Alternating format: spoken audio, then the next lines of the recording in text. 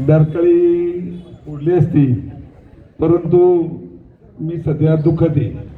दुखावटं पाहायला पाहिजे म्हणून मी आपला तर काही जास्त बोलत नाही.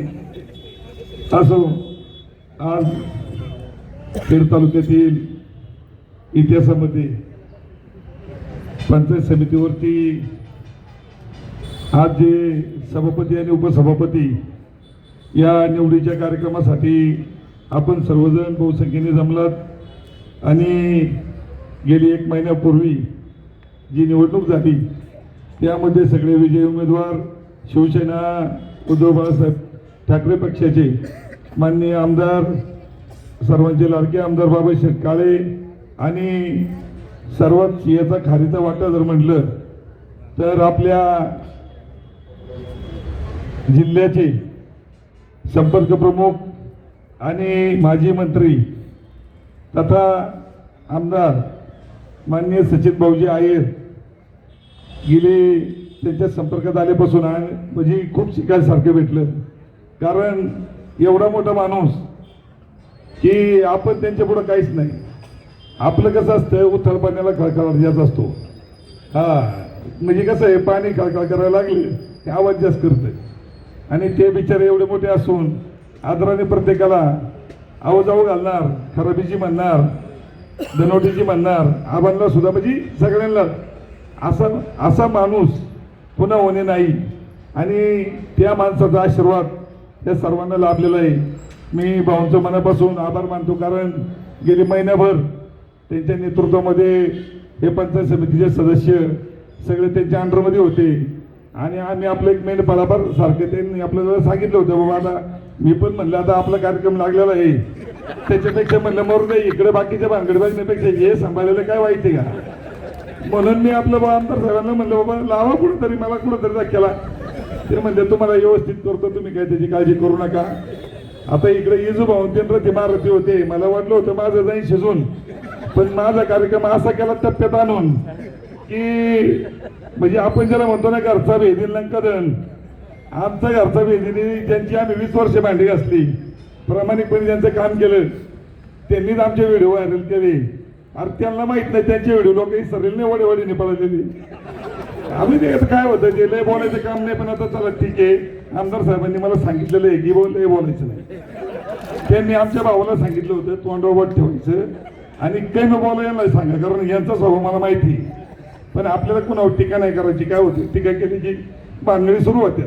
परंतु मला वाईट ह्या गोष्टीचं वाटतं, कुणी असो, समजा अशोक भाऊंनी झाड लावलं, एखाद्या त्याला पाणी घातलं आणि त्याच्या डोक्यात आले ही मेढ चांगली नाही का मांडवाला, आणि ते झाड जर तोडलं त्यासाठी मांडवासाठी, तर त्या झाडाला जितकं दुःख होतं ना तितकं दुःख मला झाले.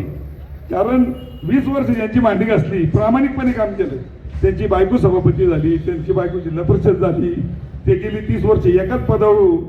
माझी उपसभापती हे 30 वर्ष गेली एकाच पदावरती आहे, एकाच पदावर. ते पुष्वी देत नाता देत नव्हतात, परंतु अशी माणसं विरोधात जेवढं जातात तेवढं हृदयाला टोचतं. म्हणजे वाईट वाटतं ना की आपण काय कोणाचं बोला मारले, मग त्यावेळेला दुःख होतं. म्हणून साठी आज ही बोलायची वेळ आलेली नाही, आपण कधी बोलत नाही. असं जाऊन त्याचं कर्मधर्म त्याच्यापाशी, शेवटी जो पाप कर्म जो पिरी त्याच उगावणार आहे. आता काय नाही, यांनी पेरलं कसं उगावलं बघा बरं, नुसतं हिरवागार असं येते, काय हरकत नाही. असो, चांगल्या माणसांमध्ये आलो, त्यांचा सहवास लाभला आणि 9 सदस्य हा म्हणायचं फुट्टेन, तो म्हणतो तुट्टेन. अरे म्हणलं लय जोरात बसली गाठण, हा म्हणायचं फुट्टेन, तो म्हणतो तुट्टेन, म्हणलं लय जोरात बसली गाठण आणि आबांनी टाकलं येथन. आम्हाला नाही, साधं नाही, आम्हाला मीच ओळखले. सच्चा जो म्हणतो ना माणूस, खरा तळमळीचा, म्हणजे ज्याच्या रक्तामध्येच कसं असतं माहिती का.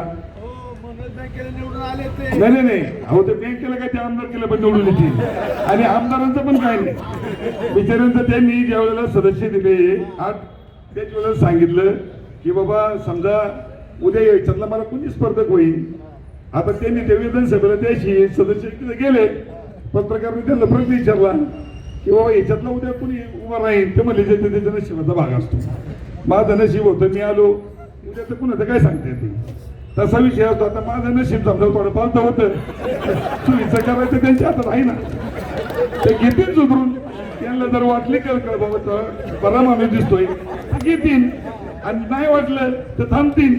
आणि आपल्याला पण काही दुःख नाही, असं काही नाही केलंच पाहिजे. आता शेवटी हे राजकारणाचं काय असतं माहिती आहे, तुम्हाला सांगतो मराठीत म्हणे, राजकारणाचं झालं राजकारण आणि आयुष्यभर खाजून बसायचं कामी. आता उद्योगपतीचं काम नाही आपल्या, तर उद्योगपती तेच चालू होत्यात. अदानी अंबानीला त्यांना काय होता येत नाही का पंतप्रधान, पण ती काय करतात, ती चालवित्यात.